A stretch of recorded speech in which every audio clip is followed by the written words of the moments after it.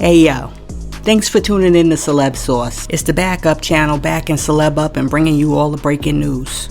Okay, so we got a whole lot to talk about today. The last time we saw Nicki Minaj's husband Kenneth Petty, Kenneth and his boys was outside. And they wanted everybody to know that they were outside. So they were like, we outside!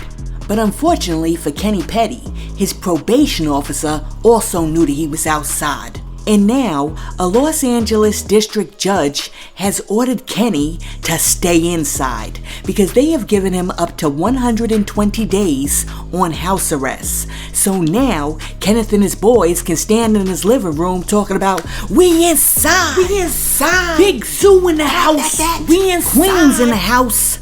Yes, literally. And Queens is going to stay in the house for up to like the next 120 days on an ankle monitor because journalist Megan Cuniff wrote, quote, an LA federal judge has ordered Nicki Minaj's husband, Kenneth Petty, to serve up to 120 days on home detention for making threatening remarks towards a specific individual while in the company of someone with a criminal record. The individual is Offset, Cardi B's husband, end quote. Well, after the news dropped that Kenny Petty was going to be put on house arrest for threatening Offset, a social media user named Ken Barbie jumped on X and said, quote, thank you, because they're definitely trying to flip the narrative like this man didn't do what he did on Instagram and tag every blog in it. Be mad at him and his friends. End quote. And after that, Cardi B came through and responded to that by saying, quote, exactly, keep me and my mans out your effing mouth. End quote. Cardi also said that everybody on social media is absolutely crazy and they're slow, so she's taking a break from the platforms. Check out what Cardi had to say. Tomorrow, I'm gonna get off social media for a whole week because, boy, when I tell you social media is gonna drive me crazy, it's gonna drive me crazy, and I cannot deal with this type of shit. Like, not deal with this type of shit because when I be on my shit, I be on my shit. But sometimes it's I don't know if I feel like people on social media are bananas, and I feel like they're gonna drive me crazy. Like like there's the slow class, and then there's like the regular class. There's a whole bunch of people that was in the fucking slow class, and then y'all not gonna make me motherfucking feel like y'all. They ain't gonna make me feel like them. So I just have to get the fuck off this shit because on some G shit, Cardi B, let me tell you about Cardi B, right? When I'm not working and I'm chilling, it's either I don't post everything about me. My girl said that we're all slow, but guess what, Cardi? Even slow people can teach other people a little something too. So listen to what I'm gonna say, and I'm gonna say it very slowly. You, my dear, are also part of the problem too. Because if you and Offset didn't let Kenneth Petty and the drunken Queen Stooges bait you into a back and forth on social media, your husband wouldn't have been texting grammatically incorrect text threats back and forth with Kenneth Petty and the Garbage Pail Kids at 4 a.m. in the first place. And the bloggers wouldn't have nothing to talk about, except for you and Megan Thee Stallion's performance of bongos. So here's my question. If you allow a dude who's not really that quick to provoke you to anger really quick, then who is really not that quick? Is it A, Cardi B? Is it B, Offset? Is it C, Nicki Minaj? Is it D, Kenneth Petty? Or is it all of the above? Listen, think about that right quick, and I'm gonna give you a little extra time to answer. Yo, let me know what you think about Cardi B saying that she's getting off of social media for a week because all of y'all are slow. But really quick, let me apologize to New York peeps in advance, because a while back I used the word slow when I was doing a video, and New York peeps was like, come on Sauce, don't use that, that's not nice. And I was like, you know what, you're right. So I have tried to refrain from using the word slow, but I want to apologize to New York peeps and just let her know I'm not saying it this time, Cardi B is, so forgive me. See, I be paying attention to what y'all say in the comments, and I actually do listen to what you're saying, even though you don't think so. Now, check this out. After the news dropped that Remy is allegedly cheating on Papoose with Easy the Block Captain, and Geechee Gotti called her out and played her in front of a live audience during the last rap battle, I noticed something very interesting. Have you guys peeped how similar Remy's husband and her side dude look? I mean, these dudes could be brothers. Can somebody please tell Remy that if she's gonna cheat, she needs to diversify the portfolio? I mean, go get yourself a man that doesn't look exactly like your husband. I mean, I know people have a type, but if you're gonna stick like that close to the type, you might as well keep your little fast behind at home. Yo, let me know in the comments, do you think that Papoose and Easy the Block Captain look alike? Let me know what you think about that in the comments. And while you're down there leaving a comment, be sure to like and subscribe to the channel.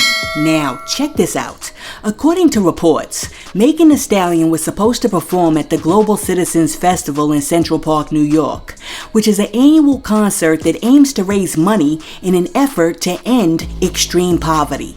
Well, it appears that 11 days before the show is set to go on, Megan has dropped out of the Global Citizens Festival because Beyonce asked her to come perform during her Renaissance tour stop in Houston, Texas. When asked why Megan pulled out of the Global Citizens Festival, the organizers simply said, quote, "Due to an unforeseen scheduling conflict, Megan Thee Stallion will no longer be available to perform at the 2023 Global Citizens Festival." End quote. Yo, Megan Thee Stallion's not right. Megan was like, screw these homeless and poor people. I'm going to perform with Beyonce. I am done. But nah, on the real, I really don't think this is a good look for Megan Thee Stallion. So I think that after she finishes performing with Beyonce, her and Beyonce need to turn around and write a very nice check for like the Global Citizens Foundation so that they can give back to the impoverished and homeless community. Listen, let me know what you think about Megan Thee Stallion pulling out of the Global Citizens Festival to go perform with Beyonce. Let me know what you think about that in the comments. But while we're talking about people performing, former NFL player Chad Ochocinco Johnson said that before he was catching touchdowns in the NFL, he was catching dollar bills in his G-string because he used to be a stripper that was raking in like a good $2,500 to $3,000 a night. Check out what Chad had to say. I used to strip at the right track. I used to be a dancer. I could tell y'all because we family. 1997, I was in LA. Right? Boom, my mom was out there, but I really couldn't live with my mama, so I had my own little place, whatnot, in Santa Monica. And sometimes I was short on my light bill. Boom, them candles, light them, and I used to strip. I used to be a dancer. I used to strip. If anybody in this chat from LA that's a little older, I used to strip at the right track. I bullshit you not. Bullshit you not, but I used to make about $2,500, $3,000 a night. Yeah. Sometimes the night be slow. Sometimes I can't make it to work because I got football practice. But boy, and the key to it is, right? You got a motherfucking back then, you dance for the big women. The big women tip you good. You know, nigga having $2,500, $3,000 back in 1997 as a little kid, you know how much money that is? I was making a killer. Yo, let me find out that Chad Ochocinco was Magic Mike running around the club dancing for women in his thong. I mean, wow, you learn something new every day. Listen, let me know what you think about Chad Ochocinco letting you know that he used to strip back in the day. And also, if you were in that club back in 1997 and Chad came up to you, would you give Chad a few dollar bills? Let me know in the comments. Now, peep this. One person who heard Cardi B loud and clear when Cardi said, "Keep my name and my man's name out your mouth," is Tasha K. Because the other day, Tasha K said that she is never ever gonna mention Cardi B's name on her platform again. Check this out. It's 2023. We're about 3 months from 2024. It's gonna be 7 years. 7 years. I don't give a fuck. I don't give a fuck. But here's what we're gonna say. And that other person will never, ever be mentioned on my platform. again. Nicki will, but not the other one. Never. When I tell you we are burying that, we don't need it, we're good. I ain't even mentioned that person's name in the video, but when I tell you cease deleting from the search engine, same way Shade Room did it, that's the way we're doing it. So please don't ask. Don't send me shit. If you send me shit, I'm gonna restrict you. I don't care. I don't want it. Okay, we're done. Now I'm gonna tell my story as far as like, you know, people ask me questions in interviews and stuff, but as far as like trying to, nah, I get it. It's a part of the brand. It's a part of something I went through, and people are gonna ask questions, and I can choose how I want to answer those questions. I can choose if I want to ask those questions, and I can also choose whether or not I'm going to do, you know, limited series or write a book and stuff. But as far as the commentary piece of it, anything that person got going on, never,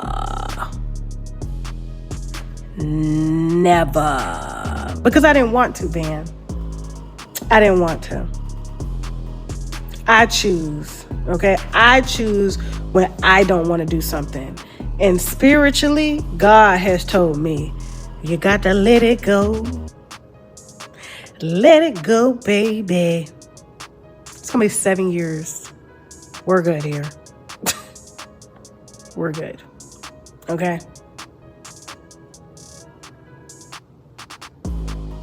Got to let it go. Let it go, baby. We're getting through this bankruptcy, and we're gonna be off sailing high and mighty on our own wave.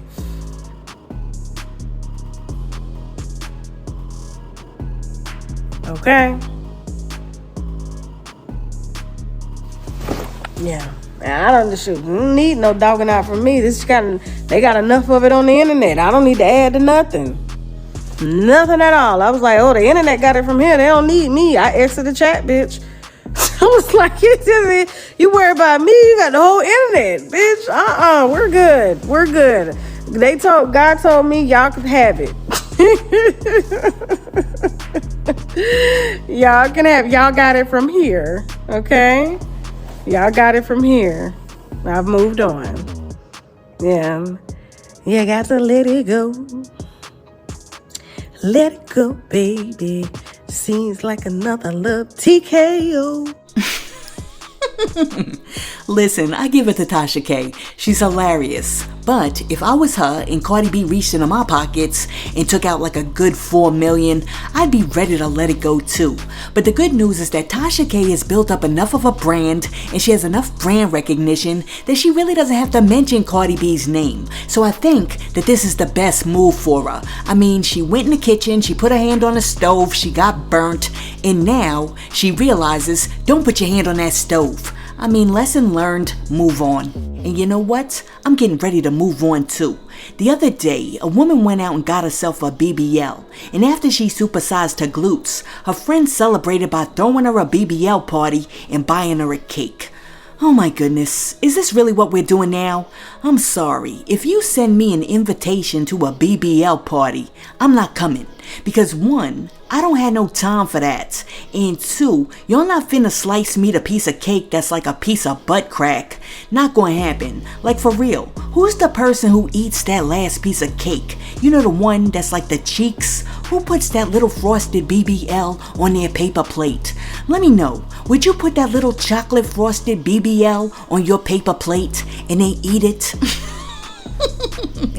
Let me know in the comments. Hey yo, thanks for tuning in to Celeb Sauce, your source for celebrity news. Be sure to like and subscribe to the channel. Peace.